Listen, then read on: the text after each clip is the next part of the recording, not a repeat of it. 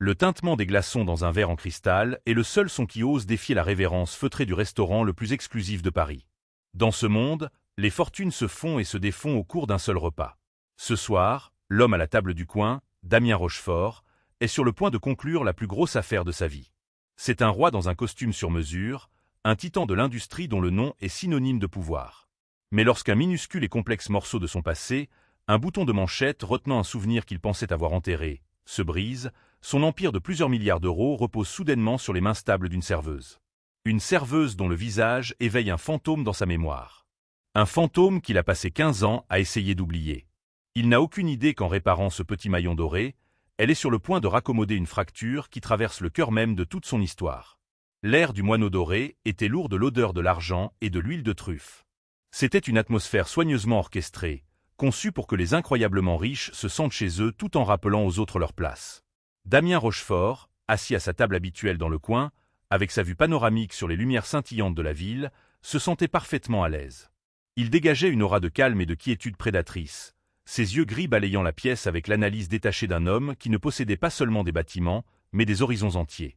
En face de lui était assis M. Kenji Tanaka, le doyen d'un conglomérat technologique japonais, un homme dont le partenariat consoliderait la domination de Rochefort Venture sur le marché asiatique pour la prochaine décennie. L'accord était conclu à 99%.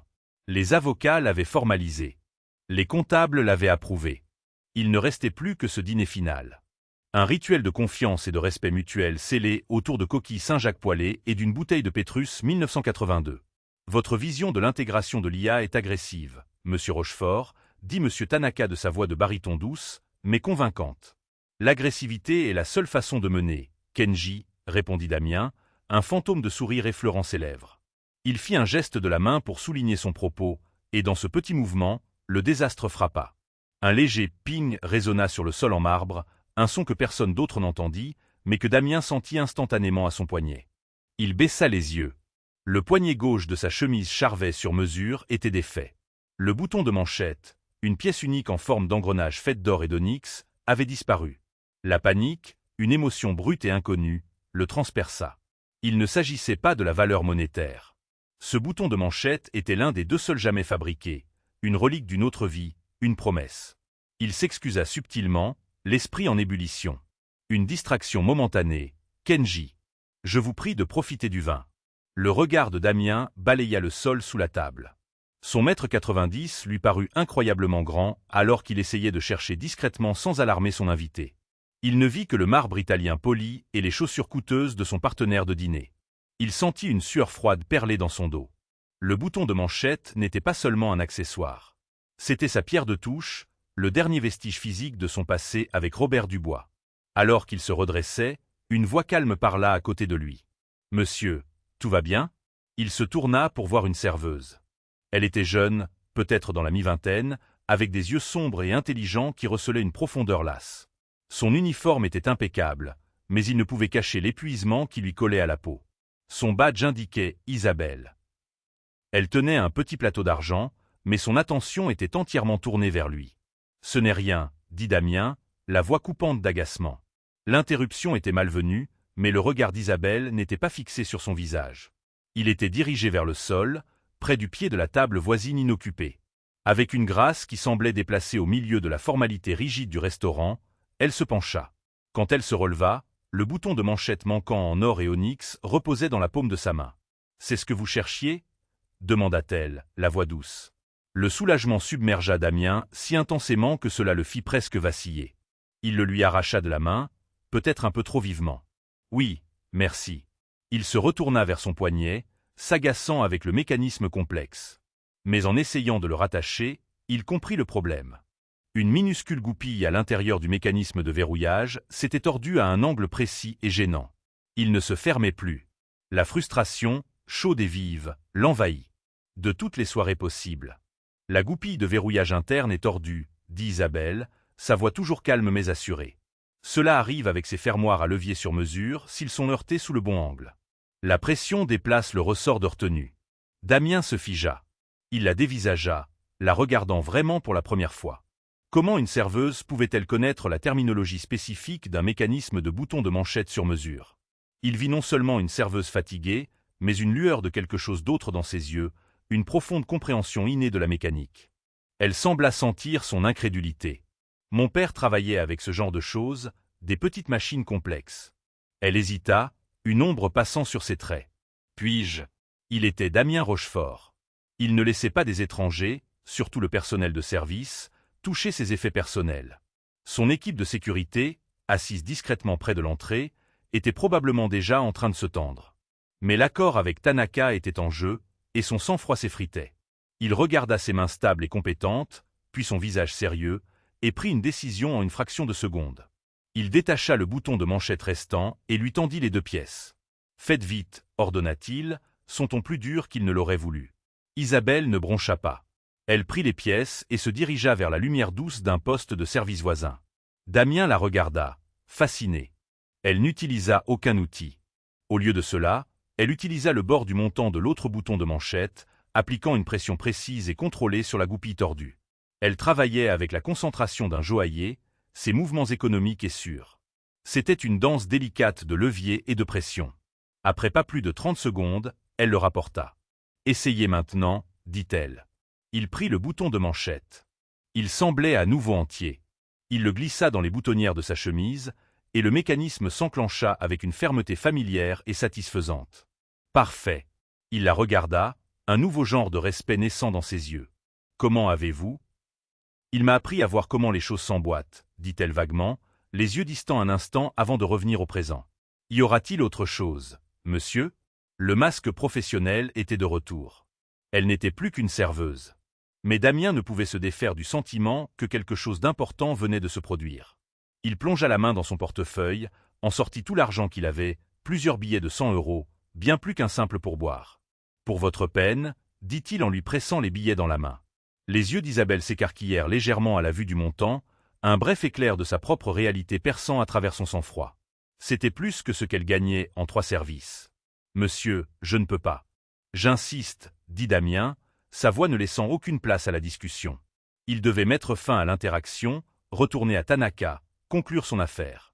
Elle plia soigneusement l'argent et le glissa dans la poche de son tablier. « Merci, monsieur. » Elle fit un petit signe de tête formelle et disparut dans le chaos orchestré du restaurant.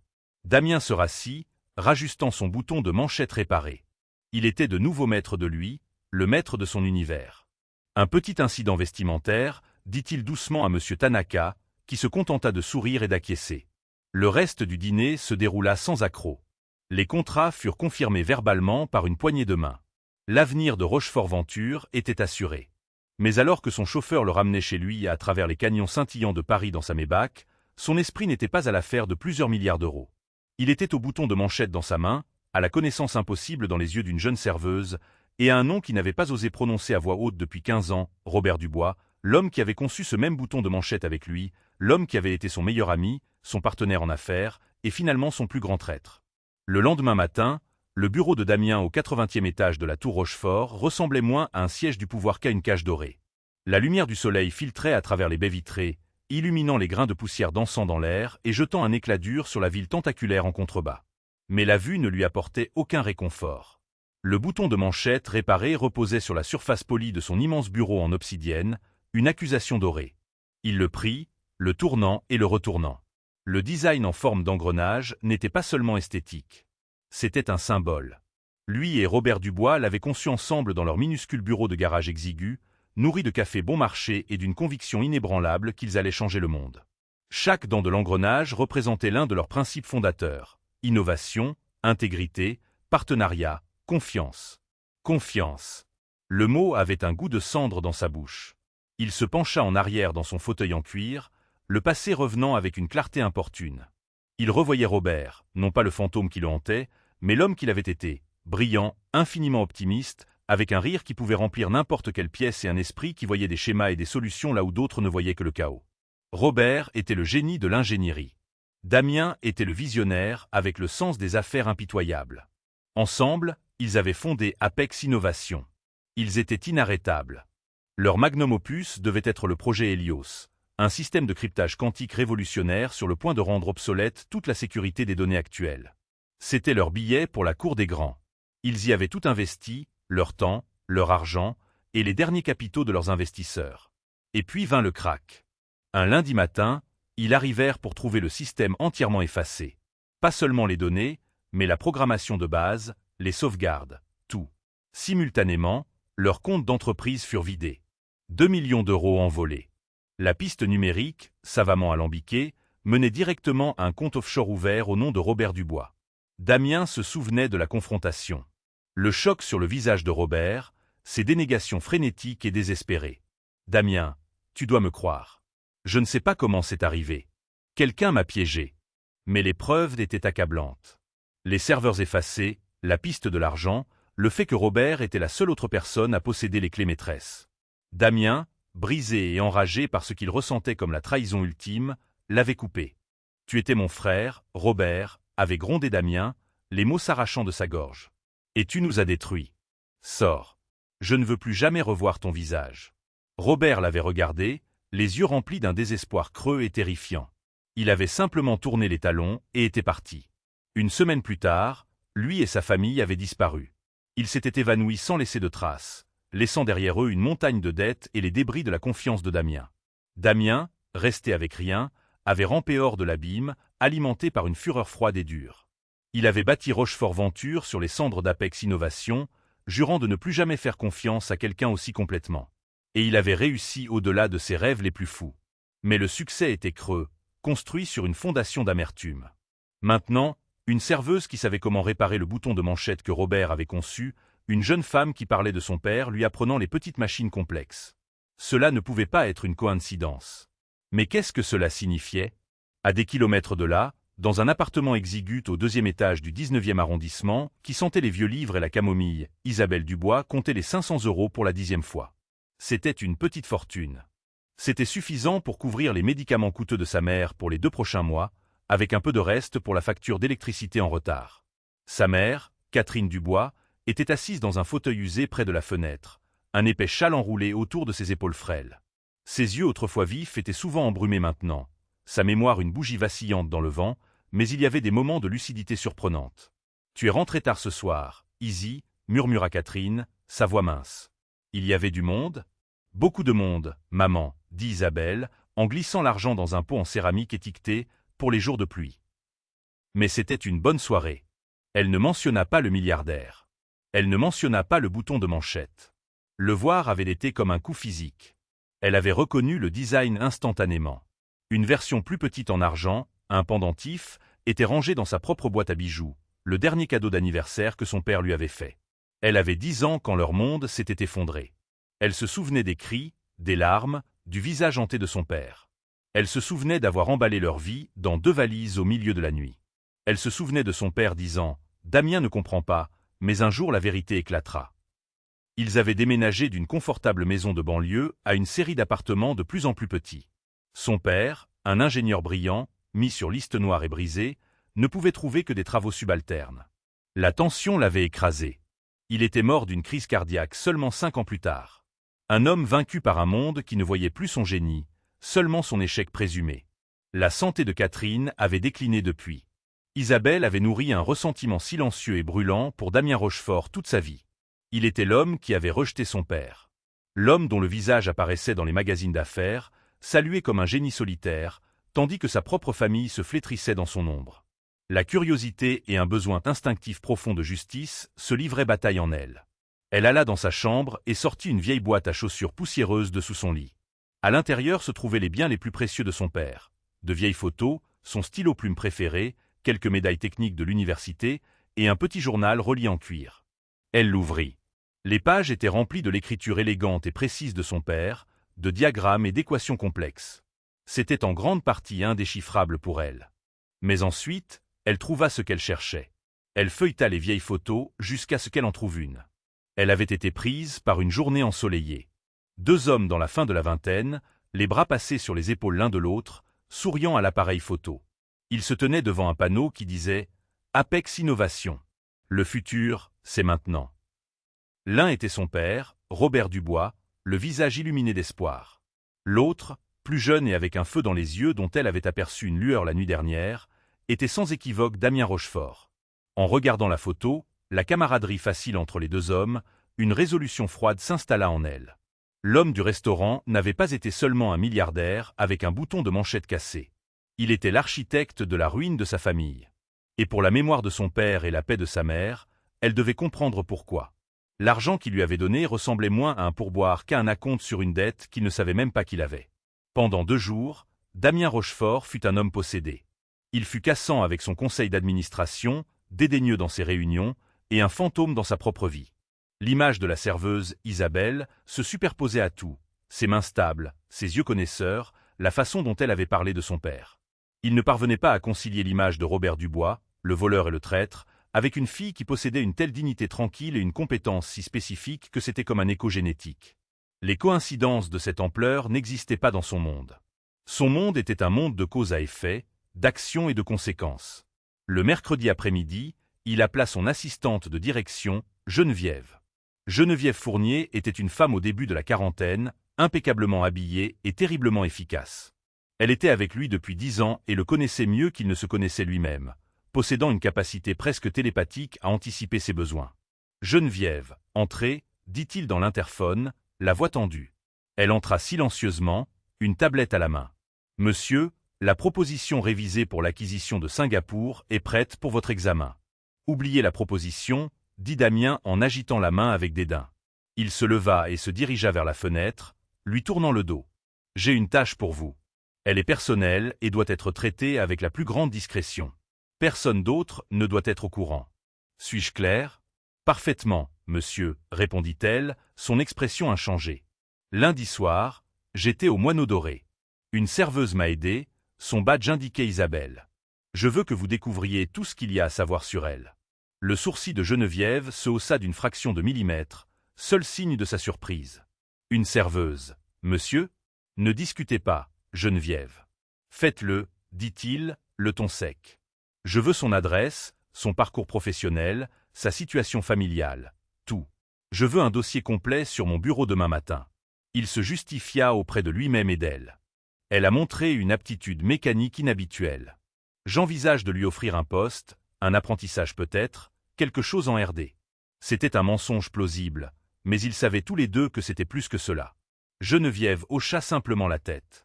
Vous l'aurez pour 9 heures. Elle se tourna et partit, fermant la porte avec un clic doux. Damien resta seul avec ses pensées, les engrenages de son esprit tournant aussi furieusement que ceux de son bouton de manchette. Geneviève fut meilleure que sa parole.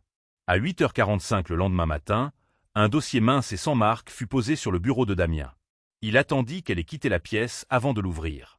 La première page était un résumé. Sujet, Isabelle Dubois, 25 ans. Adresse, 2317, avenue Jean Jaurès, appartement 2B, Paris 19e. Profession, serveuse, Le Moineau. Doré, 3 ans. Emploi précédent inclut divers postes dans le secteur de la restauration. Éducation, Institut universitaire de technologie de Cachan, but en génie mécanique et productique. A abandonné pour difficultés financières. Moyenne générale, 17,5/20. Le souffle de Damien se coupa. Dubois. Le nom le fixait depuis la page, une confirmation de ses soupçons les plus profonds. Il ressentit un mélange étrange et vertigineux de justification et d'effroi. Il continua à lire, son cœur martelant contre ses côtes. Famille. Mère, Catherine Dubois, 58 ans, sans emploi, antécédent de maladie chronique.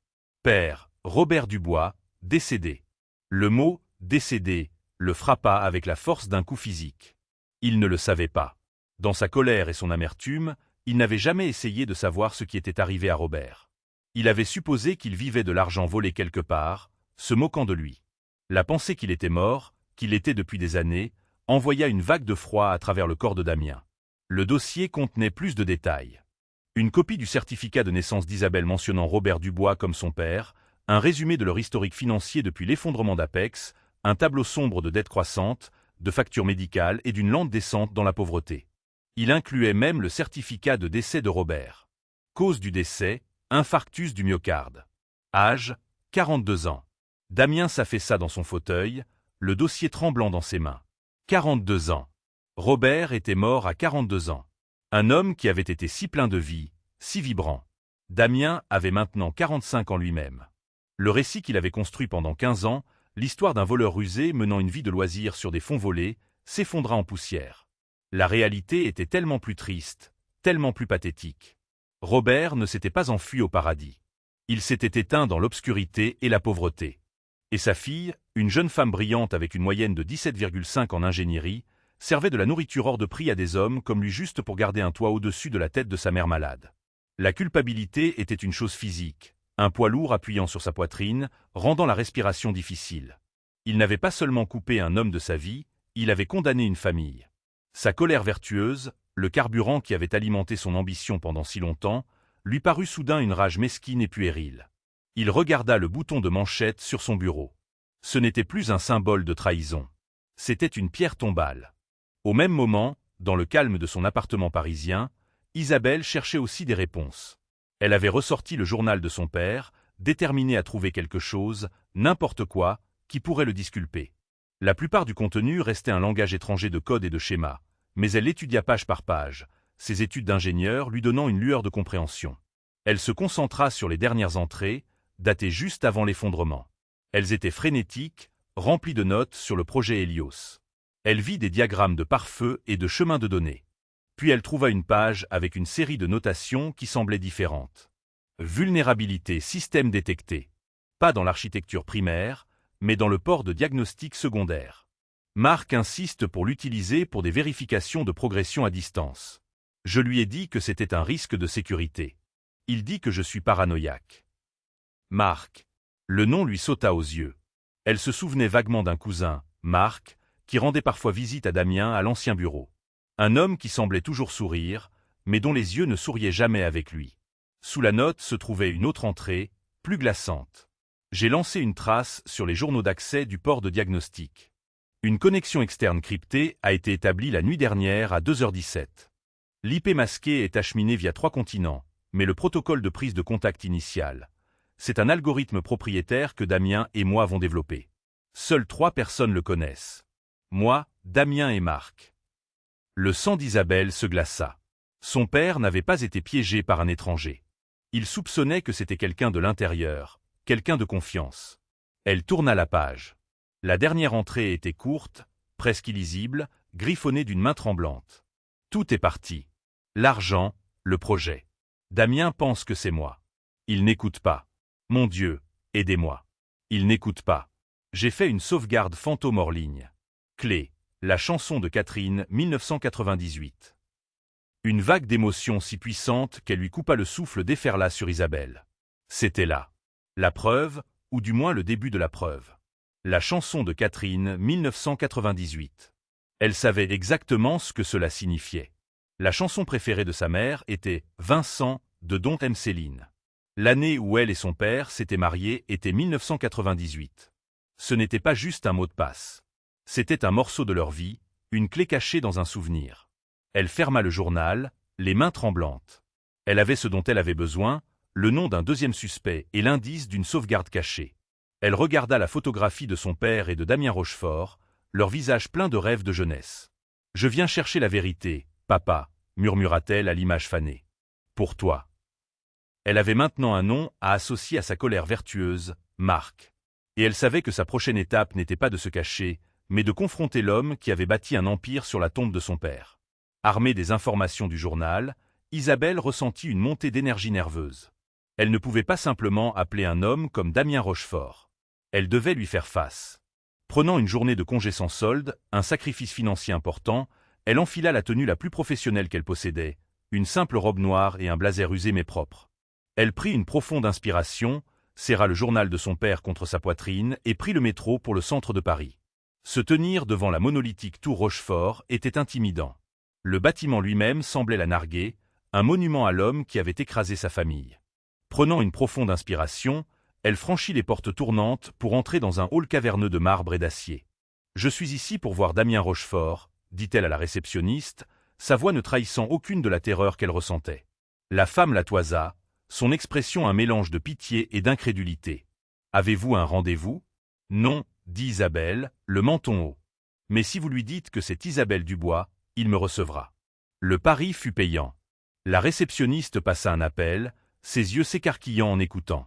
Un instant plus tard, elle raccrocha. Son assistante, Geneviève, va descendre. Geneviève Fournier était aussi élégante et redoutable que le bâtiment lui-même. Elle évalua Isabelle avec un regard froid et neutre. « Monsieur Rochefort va vous recevoir. Suivez-moi. » La montée en ascenseur jusqu'au 80e étage fut une ascension silencieuse et angoissante vers les cieux. Quand les portes s'ouvrirent, Isabelle fut conduite dans un bureau si grand et opulent qu'il semblait appartenir à un autre monde. Et là, debout près de la fenêtre, le dos tourné, se tenait Damien Rochefort. « Laisse-nous, Geneviève, dit-il, sa voix basse et résonnante. La porte se referma avec un clic, les laissant seuls. Le silence s'épaissit, lourd de 15 ans d'histoire non dite. Il se tourna pour lui faire face. Ses yeux n'étaient pas en colère comme elle s'y attendait, mais remplis d'une tristesse profonde et lasse. Il avait le dossier sur son bureau. Il savait qui elle était. « Isabelle Dubois, dit-il, sa voix rauque d'émotion. Je ne savais pas pour votre père. Je suis désolé pour votre perte. » Cette excuse inattendue la déstabilisa, mais elle ne se laissa pas influencer. « L'êtes-vous vraiment » lança-t-elle, sa voix tremblant légèrement. « Êtes-vous désolé de l'avoir détruit d'abord » Damien tressaillit comme s'il avait été frappé. « Ce que vous pensez savoir n'est pas toute l'histoire. Votre père, il m'a trahi. Il a volé tout ce que nous avions construit. »« Non » rétorqua Isabelle, s'avançant et posant le journal sur son bureau avec un bruit sourd. « Il a été trahi, et vous étiez trop aveugle pour le voir. » Elle l'ouvrit aux pages qu'elle avait marquées. « Mon père savait qu'il y avait une faille de sécurité. Il l'a écrit ici même. Il soupçonnait quelqu'un d'autre, quelqu'un ayant des informations de l'intérieur, quelqu'un nommé Marc. À la mention de ce nom, un changement subtil mais certain s'opéra chez Damien. Son expression se durcit, une lueur d'incrédulité luttant avec une nouvelle horreur naissante. « Marc » répéta-t-il le nom, qui sonnait étranger sur sa langue. « Mon cousin, Marc Rochefort. C'est absurde. Marc est mon directeur des opérations depuis 12 ans. C'est ma famille. Il était là à l'époque, n'est-ce pas ?» insista Isabelle, sa voix gagnant en force. « Mon père a écrit que seules 3 personnes connaissaient un protocole spécifique. Vous, lui et Marc. Il a écrit que Marc utilisait un port secondaire contre son avis. » Damien fixa le journal, l'écriture familière et élégante de son ancien ami. Il voulait rejeter cela. Il voulait appeler cela un mensonge, une fabrication d'un homme désespéré. Mais le détail sur le port de diagnostic, c'était un point technique obscur, quelque chose auquel il n'avait pas pensé depuis des années, mais c'était vrai. Marc avait insisté là-dessus pour l'efficacité. « Cela ne prouve rien, » dit Damien, bien que sa voix manque de sa conviction antérieure. « Ce ne sont que les divagations d'un homme coupable essayant de rejeter la faute. »« Et qu'en est-il de ceci ?» dit Isabelle, son doigt traçant la dernière entrée désespérée. « Il a écrit qu'il a fait une sauvegarde de secours, une copie fantôme hors ligne de tout le projet Hélios. Il a même noté la clé. » Le monde de Damien bascula. Une sauvegarde. Robert n'avait jamais mentionné de sauvegarde. Si une copie du projet existait, cela changerait tout. Cela signifierait que la technologie la plus révolutionnaire de son temps n'avait pas été détruite, simplement cachée. Avant qu'il ne puisse digérer cette bombe, la porte de son bureau s'ouvrit. Marc Rochefort entra, un sourire confiant sur le visage. C'était un bel homme, les tempes grisonnantes, avec le charme facile d'un cadre chevronné. « Damien, désolé de t'interrompre, mais nous devons. » Il s'arrêta net en voyant Isabelle. Son sourire vacilla une fraction de seconde avant de se réafficher. « Oh, je suis désolé. Je ne savais pas que tu avais une invitée. » Damien regarda le visage féroce et accusateur d'Isabelle, puis celui, lisse et étudié, de son cousin. « Marc, voici Isabelle Dubois, la fille de Robert Dubois. » Le sang-froid de Marc était parfait. Il tendit la main à Isabelle, son expression pleine d'une profonde sympathie. « Mademoiselle Dubois, je suis terriblement désolé. J'ai connu votre père, un homme brillant. Ce qui est arrivé est une tragédie. » Isabelle refusa de lui serrer la main. Elle le fixa, ses yeux le transperçant. « Étiez-vous désolé quand vous l'avez piégé ?» Le sourire disparut du visage de Marc, remplacé par un air de confusion offensée. « Je vous demande pardon ?» Il se tourna vers Damien, riant avec incrédulité. « Damien, qu'est-ce que c'est que ça? De quoi parle-t-elle ?»« Elle a une théorie, Marc, » dit Damien, sa voix dangereusement calme. Il observait chaque micro-expression de son cousin. « Que c'est toi qui as piraté les serveurs d'Hélios et volé l'argent. » Marc laissa échapper un rire bref et sec. « C'est absurde. C'est insensé, Damien. Nous avons tous vu les preuves. La piste de l'argent menait directement à Robert. Pourquoi détruirais-je l'entreprise de ma propre famille?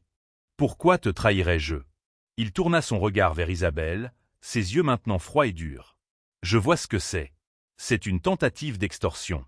La fille d'un voleur se présente 15 ans plus tard avec une histoire à dormir debout et un journal falsifié, espérant toucher le jackpot. Ne tombe pas dans le panneau, Damien. Elle joue sur ton histoire, sur ta culpabilité. Ces mots étaient du poison, savamment conçus pour exploiter les insécurités les plus profondes de Damien. Un instant, Damien hésita. La version de Marc était plus simple. C'était la version qu'il avait crue pendant 15 ans. Mais ensuite, il regarda Isabelle, la conviction inébranlable dans ses yeux, une conviction qui reflétait celle de son père en ce dernier jour terrible. Et il regarda le journal. L'écriture de Robert.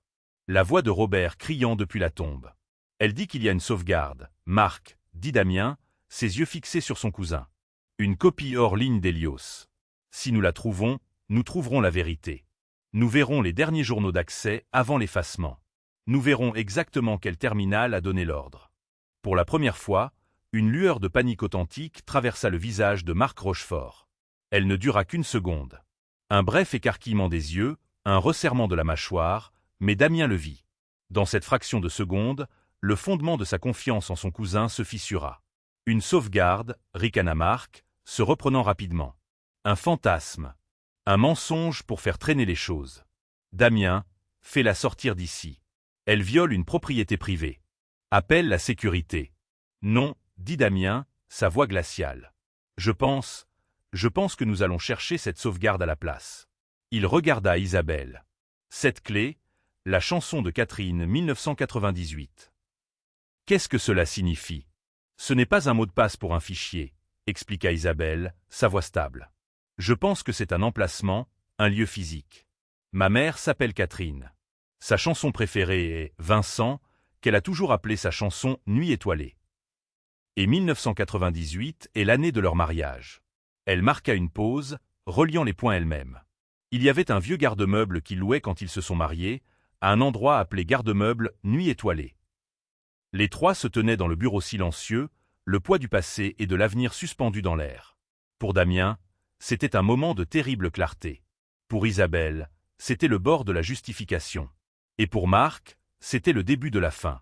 Le trajet jusqu'au garde-meuble Nuit étoilée, une installation défraîchie et tentaculaire dans une zone industrielle de la grande couronne parisienne, fut l'heure la plus longue de la vie de Damien Rochefort. Il était assis à l'arrière de sa Maybach, avec Isabelle à ses côtés et Geneviève sur le siège passager.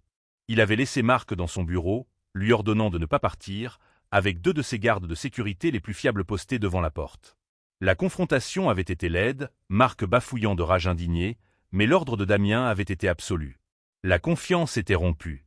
Maintenant, il avait besoin de preuves. Isabelle était silencieuse, serrant le journal. Elle avait donné l'adresse à Geneviève, un endroit auquel elle n'avait pas pensé depuis plus d'une décennie. L'enseigne de l'installation était une peinture murale écaillée du chef-d'œuvre de Van Gogh, une triste parodie de son nom. « Êtes-vous sûr de cela » demanda Damien, la voix basse. « Cela pourrait n'être rien. Mon père n'était pas un menteur, » répondit simplement Isabelle, le regard fixé sur la fenêtre. Geneviève avait déjà opéré sa magie en utilisant les anciens contrats de location qu'elle avait miraculeusement déterrés des archives de la ville. Elle avait déterminé le numéro du box, c'est 98. Elle avait également fait accélérer une ordonnance du tribunal, leur donnant un accès légal au cas où. Ils trouvèrent le box C98 au bout d'un long couloir faiblement éclairé qui sentait la poussière et le moisi. La serrure était vieille et rouillée. Le chef de la sécurité de Damien, un ancien agent de la DGSE costaud nommé Ben, la fit sauter avec une pince coupante. Avec un gémissement de métal protestant, Ben enroula la porte. L'air qui s'en échappa était renfermé, l'odeur du temps lui-même. Le box était rempli de choses oubliées. De vieux meubles drapés de drap blanc comme des géants endormis, des boîtes de livres, un vélo d'enfant. C'était la tombe d'une vie antérieure, la vie que Damien avait contribué à enterrer sans le savoir. Isabelle entra, le faisceau de sa lampe de poche fendant la pénombre. Ça doit être ici quelque part. Ils cherchèrent pendant 20 minutes d'excavation frénétique et poussiéreuse. Damien sentit un désespoir grandissant. Peut-être que Marc avait raison. Peut-être que c'était un fantasme. Puis Isabelle parla, sa voix à peine un murmure. Ici. Nichée derrière une pile de vieux disques vinyles se trouvait une lourde mallette Pélican de qualité militaire. Sur le côté, griffonné de l'écriture de son père, un seul mot, Hélios. Le souffle de Damien se coupa dans sa gorge. Ben transporta la mallette à la lumière. Elle était scellée par une serrure à combinaison. La clé, dit Damien en regardant Isabelle. La chanson de Catherine, 1998. Les mains d'Isabelle tremblaient tandis qu'elle tournait les molettes. Elle dut deviner le format. Après 2 tentatives infructueuses, elle essaya une séquence basée sur l'année de sortie de la chanson et leur date de mariage. 721-1998. Avec un léger clic, la serrure s'ouvrit. Damien souleva le couvercle. À l'intérieur, niché dans de la mousse découpée sur mesure, il n'y avait pas un ensemble de dossiers, mais une tour de serveur autonome renforcée, une machine hors ligne isolée. C'était un instantané parfait et isolé de tout leur système, pris la veille du crash. « Ramenez-le au bureau », ordonna Damien à Ben. « Installez-le dans la salle de conférence principale. Je veux nos 3 meilleurs ingénieurs réseau là-bas. Personne d'autre n'entre ou ne sort. Et allez chercher Marc. Amenez-le dans la salle de conférence. » L'atmosphère dans la salle de conférence de Rochefort-Venture était électrique de tension. La tour de serveur reposait sur la longue table en acajou, connectée à une série d'écrans. Les ingénieurs, 3 des meilleurs esprits du pays, travaillaient fiévreusement. Marc Rochefort se tenait à une extrémité de la pièce, flanqué par la sécurité, son visage un masque pâle et en sueur de bravade. Isabelle se tenait à côté de Damien, sa posture rigide. « Nous sommes dedans », annonça l'ingénieur en chef. Le système d'exploitation est intact. C'est un miroir parfait du réseau Apex original. Les fichiers journomètres, ordonna Damien, sa voix de pierre. Trouvez l'activité du système de la nuit précédant le crash, en particulier tout accès via le port de diagnostic secondaire. Des lignes de code défilaient rapidement sur l'écran principal. Les ingénieurs tapaient, leurs visages illuminés par la lueur des moniteurs. La pièce était absolument silencieuse, à l'exception du cliquetis frénétique des touches. « Je l'ai », dit l'ingénieur. Accès à la programmation de base via le port de diagnostic à 2h17 du matin. La séquence de commande a initié un effacement complet du système programmé pour s'exécuter à 8h. Simultanément, elle a déclenché un virement bancaire automatisé de tous les actifs liquides. Le terminal d'origine, exigea Damien, sa voix tombant à un murmure dangereux. Tracez-le. L'IP était masqué, acheminé via des serveurs en Russie et au Brésil, rapporta l'ingénieur. Mais la prise de contact matériel initiale. La copie fantôme a enregistré l'adresse MAC de la carte réseau d'origine. C'est un identifiant unique. Il ne peut pas être falsifié. Damien sentit la main d'Isabelle agripper son bras. C'était le moment. L'ingénieur tapa. Une dernière commande. Une chaîne de code hexadécimal apparut à l'écran. Référence croisée de l'adresse avec les journaux d'inventaire matériel d'Apex de 2010. Il fit une pause, ses yeux s'écarquillant. « J'ai une correspondance. » Il leva les yeux, non pas vers Damien, mais vers Marc. La carte réseau était assignée au terminal dans le bureau du directeur des opérations, Marc Rochefort. Le silence qui suivit fut absolu, un poids écrasant. Le fantôme numérique dans la machine avait parlé, et sa voix était irréfutable. Marc Rochefort s'effondra. La bravade, le charme, les mensonges, tout s'évanouit, révélant l'homme mesquin et jaloux en dessous. Il recevait tout le crédit, s'étrangla-t-il, sa voix un gémissement pathétique. C'était toujours Robert et Damien. J'étais là, moi aussi. J'ai travaillé aussi dur. C'était mon idée de rationaliser le code. Je voulais juste ma part. Je n'ai jamais pensé qu'il mourrait. Damien regarda son cousin, l'homme en qui il avait eu confiance, l'homme qu'il avait accueilli chez lui, et ne ressentit rien d'autre qu'un vide immense et froid. La trahison qu'il pensait avoir subie il y a 15 ans n'était rien comparé à cela. C'était une pourriture qui avait fermenté au cœur même de sa vie. « Sortez-le de ma vue », dit Damien, sa voix dénuée de toute émotion. Alors que la sécurité emmenait un Marc Rochefort en larmes hors de la pièce, Damien se tourna vers Isabelle. Son visage était strié de larmes silencieuses, non pas de chagrin, mais d'un soulagement profond et bouleversant. Le nom de son père était lavé. Son fantôme pouvait enfin reposer en paix. Damien regarda son visage, puis la tour de serveur, l'héritage de son plus grand ami. Il n'avait pas seulement récupéré un projet perdu. Il avait récupéré la vérité. Et ce faisant, il avait contracté une dette qu'aucune somme d'argent ne pourrait jamais rembourser. Dans les semaines qui suivirent, l'histoire de la tromperie de Marc Rochefort explosa comme une bombe dans les couloirs feutrés et dorés du monde financier. C'était un conte sordide d'avidité, de jalousie et de trahison familiale qui fit la une des Échos et du Monde. Damien Rochefort, cependant, géra les retombées non pas avec une colère défensive, mais avec la précision froide et chirurgicale d'un homme en mission d'expiation. Son équipe juridique s'abattit sur les actifs de Marc avec la fureur d'une tempête vertueuse, récupérant chaque euro volé, chaque gain mal acquis, et s'assurant que Marc ferait face à toutes les conséquences de ses actes. Mais pour Damien, ses victoires publiques étaient creuses. Le véritable jugement se déroulait dans les espaces silencieux et caverneux de sa propre âme. La tour Rochefort, autrefois symbole de sa volonté indomptable, ressemblait maintenant à un mausolée. Il restait assis dans son bureau pendant des heures, l'horizon parisien un panorama de réalisation qui semblait maintenant souillé. Il voyait le visage de Robert partout, dans le reflet de la vitre, dans les schémas de nouveaux projets, dans le logo en forme d'engrenage de sa propre entreprise. La culpabilité était une présence physique, un lourd manteau qu'il ne pouvait secouer.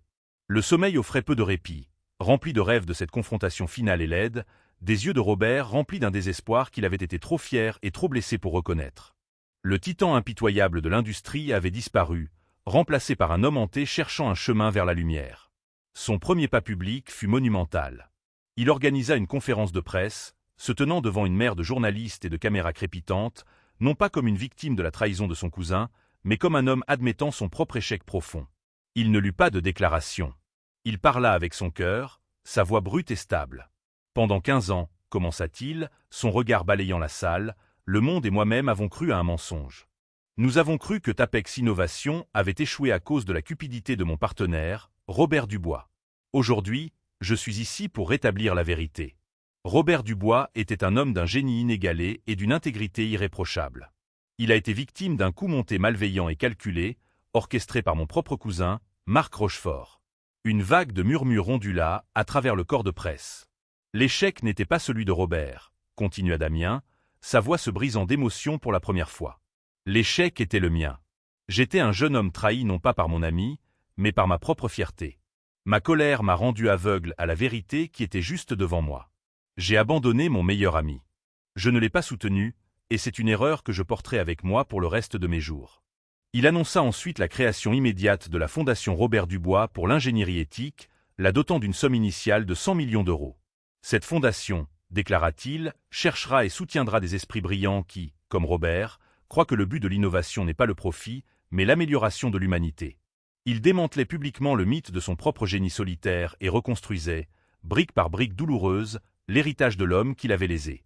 Pendant que Damien faisait face au monde, Isabelle reconstruisait tranquillement le sien. Le premier chèque du fonds fiduciaire que Damien avait établi était d'un montant si stupéfiant qu'il semblait être une erreur de frappe. En une semaine, elle et sa mère avaient déménagé de l'appartement exigu du 19e pour un magnifique appartement lumineux dans le Marais. Il y avait une petite cour intérieure, chose que sa mère n'avait pas eue depuis 15 ans, et une suite médicale de pointe au rez-de-chaussée. Pour la première fois depuis son enfance, la pression constante et écrasante de la pauvreté avait disparu. Isabelle regardait sa mère, libérée de l'ombre du déshonneur perçu de son mari et soutenue par les meilleurs soins, commencer à guérir véritablement. Un après-midi, Isabelle la trouva dans la cour, fredonnant doucement en plantant des géraniums, le visage tourné vers le soleil. La scène était si pleine de joie simple et paisible qu'elle en eut les larmes aux yeux. C'était la paix que l'expiation de Damien avait achetée.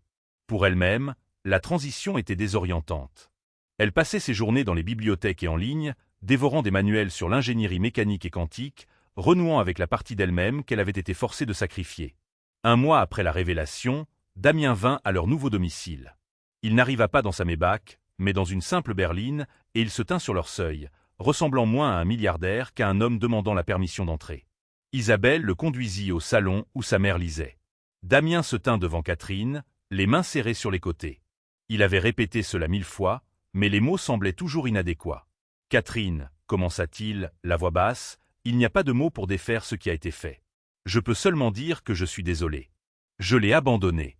Robert était mon frère, et je l'ai laissé tomber de la pire des manières. J'ai laissé ma colère et ma fierté m'aveugler, et je passerai le reste de ma vie à essayer de me racheter. » Catherine leva les yeux de son livre, son regard clair et stable.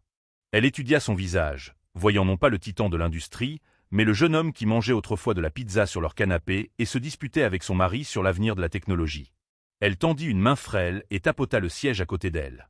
Quand il s'assit, elle posa sa main sur la sienne. « Robert ne t'a jamais détesté, Damien, murmura-t-elle, sa voix plus forte qu'il ne l'avait entendue depuis des années. Il avait juste le cœur brisé que tu ne puisses pas voir la vérité. Il a toujours cru qu'un jour tu la verrais. Son pardon était un cadeau silencieux et simple. Mais pour Damien, C'était comme le soleil perçant à travers une tempête qui avait fait rage pendant 15 ans. Plus tard, Damien et Isabelle marchaient le long des quais de la Seine, près du pont des Arts. L'horizon de la ville, qu'ils avaient autrefois regardé depuis des extrémités opposées de l'existence, était maintenant un paysage partagé. La fondation est un début, dit Damien, le regard fixé sur l'eau. Et le fonds fiduciaire assurera la sécurité de votre famille pour toujours. C'est le moins que je lui doive. C'est plus que ce que nous n'avons jamais espéré, dit doucement Isabelle. Cela a donné la paix à ma mère. Cela m'a donné une chance de respirer. Elle s'arrêta de marcher et le regarda, son expression sérieuse. Mais vous, toutes ces années, vous avez bâti un empire entier alimenté par la colère contre mon père. Ce moteur a disparu maintenant. Que allez-vous construire avec ? Sa question toucha directement au cœur de sa crise existentielle. Je ne sais pas, admit-il, les mots semblant étrangers et bruts. J'ai le projet Hélios. La copie fantôme est parfaite. La technologie, elle est encore en avance de plusieurs décennies sur tout le reste. Elle pourrait valoir des centaines de milliards. Elle pourrait changer le monde. Mon père ne l'a pas construite pour l'argent, rétorqua doucement Isabelle. Il l'a construite pour protéger les gens, pour garder les secrets en sécurité. Il s'inquiétait qu'elle ne tombe entre de mauvaises mains. Il croyait en son pouvoir pour le bien. Damien la regarda, l'intelligence féroce et l'intégrité inébranlable qui étaient un écho parfait de son père. Une idée germa dans son esprit, une idée n'est non pas du profit ou de l'ambition, mais d'un but. Un moyen de construire quelque chose de nouveau sur les décombres de l'ancien. Vous avez raison, dit-il en se tournant complètement vers elle. La Fondation Dubois peut financer la prochaine génération d'ingénieurs. Mais Hélios, il a besoin de plus que de financement. Il a besoin d'un gardien, d'une conscience. Quelqu'un pour le diriger, pour s'assurer qu'il est utilisé comme Robert l'entendait. Quelqu'un avec les connaissances techniques pour comprendre ses complexités et la boussole morale pour guider son pouvoir. Il prit une profonde inspiration, faisant la plus grande proposition de sa vie. Je ne veux pas vous offrir un emploi, Isabelle. Ce n'est pas de cela qu'il s'agit. Je veux vous offrir un partenariat. Créons une nouvelle entreprise. Nous l'appellerons Industrie Dubois-Rochefort. Vous dirigerez la division Hélios. Pas en tant qu'employé, mais en tant que partenaire égal. Vous aurez une autonomie complète, le dernier mot sur son application. Nous ne la construirons pas pour m'enrichir. Nous la construirons pour l'honorer. Nous le ferons bien cette fois-ci. Ensemble. Isabelle le dévisagea, la portée de son offre la laissant sans voix. C'était une restauration à une échelle qu'elle n'aurait pas pu imaginer. C'était une chance de sortir de l'ombre d'une histoire douloureuse pour entrer dans la lumière de son propre vaste potentiel, de reprendre le flambeau que son père avait été forcé de laisser tomber. Après un long moment de silence stupéfait, un lent sourire se dessina sur son visage, le premier sourire authentique et sans fardeau qu'il lui ait jamais vu. C'était comme regarder le soleil se lever. Oui, dit-elle, sa voix claire et forte, avec une conviction qui scella leur nouveau pacte. Je pense que mon père aurait beaucoup aimé ça. Ils restèrent là un long moment, le vent de la rivière fouettant autour d'eux. Ils n'étaient pas un milliardaire et une serveuse, mais deux survivants d'une histoire commune, liés à jamais par une histoire de perte, de trahison, et maintenant d'un avenir partagé et plein d'espoir. Le passé ne pouvait pas être réécrit, mais sur la fondation solide d'un bouton de manchette réparé et d'une vérité ressuscitée, il pouvait enfin commencer à construire quelque chose qui durerait. Ainsi, un bouton de manchette cassé dans un restaurant de luxe n'a pas seulement dénoué un mensonge vieux de 15 ans. Il a retissé le tissu de deux familles déchirées par la trahison. Damien Rochefort, un homme qui avait tout, a découvert la seule chose qui lui manquait, la vérité. Et Isabelle Dubois, une femme qui avait presque tout perdu, a récupéré la chose la plus importante de toutes, l'honneur de son père. Leur nouveau départ ne se fit pas sans difficulté. La création d'Industrie Dubois-Rochefort fut un processus complexe. Damien, habitué à un contrôle absolu, dut apprendre à faire de la place, à faire confiance non seulement à l'expertise technique d'Isabelle, mais aussi à son jugement moral. Les premières réunions du conseil d'administration furent tendues, les anciens cadres de Rochefort-Venture regardant Isabelle avec un mélange de scepticisme et de curiosité. Elle n'était pas l'une des leurs. Elle ne parlait pas leur langage de rachats hostiles et de marges bénéficiaires trimestrielles. Au lieu de cela, elle parlait d'éthique, de responsabilité, de l'impact potentiel d'Hélios sur la vie privée des citoyens. Elle opposa son veto à un contrat militaire très lucratif mais moralement douteux, provoquant des ondes de choc dans l'entreprise. Ce n'est pas pour cela que mon père l'a créé, déclara-t-elle fermement lors d'une réunion houleuse, son regard ne quittant pas celui de Damien. Hélios est un bouclier, pas une épée. À la surprise de tous, Damien la soutint sans hésitation. Elle a raison. Les anciennes règles ne s'appliquent plus. Ce fut un tournant, un signal clair pour tous que le pouvoir avait véritablement changé de main. Ensemble, ils commencèrent à tracer une nouvelle voie. Ils créèrent un comité d'éthique indépendant pour superviser toutes les applications d'Hélios.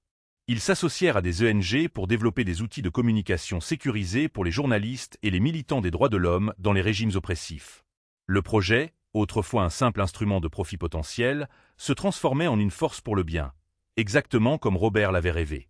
Pendant ce temps, la Fondation Robert Dubois commençait à porter ses fruits. Leur première initiative fut de créer un programme de bourse d'études pour les étudiants en ingénierie issus de milieux défavorisés, des jeunes brillants qui, comme Isabelle, avaient failli voir leur rêve anéanti par des difficultés financières. Lors de la cérémonie inaugurale, Damien regarda Isabelle s'adresser au premier lauréat. Elle leur parla de son père, non pas comme une figure tragique, mais comme une source d'inspiration, un homme qui croyait que l'ingéniosité devait servir l'humanité. En l'écoutant, Damien comprit qu'il ne se contentait pas de réparer le passé. Il investissait dans un avenir meilleur. Sa relation avec Isabelle se transforma. Le poids de la culpabilité et de la dette fit place à un respect mutuel et à une profonde affection. Ils trouvaient du réconfort dans leur histoire commune, dans la compréhension silencieuse qui existait entre eux. Leurs soirées de travail tardives se transformaient souvent en dîners improvisés où ils parlaient de tout, de la physique quantique à la poésie du XIXe siècle. Damien découvrit en elle un esprit vif et une chaleur qu'il n'avait jamais soupçonnée, et elle vit au-delà du titan des affaires l'homme qu'il était autrefois, celui que son père avait tant aimé. 1 an après leur rencontre, ils se retrouvèrent sur le même quai de Seine. La tour Rochefort scintillait à l'horizon, mais elle n'était plus un monument à l'ego d'un seul homme. C'était maintenant le siège d'une entreprise qui portait 2 noms et une nouvelle mission. « Il serait fier de toi », dit doucement. « Damien. »« De nous », corrigea Isabelle en souriant. « Nous l'avons fait, Damien. Nous avons bien fait les choses. » Le vent de la rivière soufflait autour d'eux, emportant les derniers fantômes du passé. Ils n'étaient plus définis par la trahison qui les avait séparés, mais par le but qui les unissait. Sur les fondations d'un lien brisé, ils avaient construit quelque chose de plus fort et de plus durable que n'importe quel empire. Un héritage de vérité, d'honneur et de rédemption. La justice pour Robert Dubois n'avait pas été trouvée dans un tribunal, mais dans la réalisation de son rêve le plus cher, porté par la fille qui n'avait jamais perdu la foi et l'ami qui avait finalement trouvé le chemin du retour. C'était une fin qui n'était pas vraiment une fin, mais un nouveau départ, écrit non pas avec de l'encre, mais avec des actions, un témoignage du fait que même les fractures les plus profondes peuvent être réparées et que la lumière peut toujours trouver un chemin à travers les ténèbres.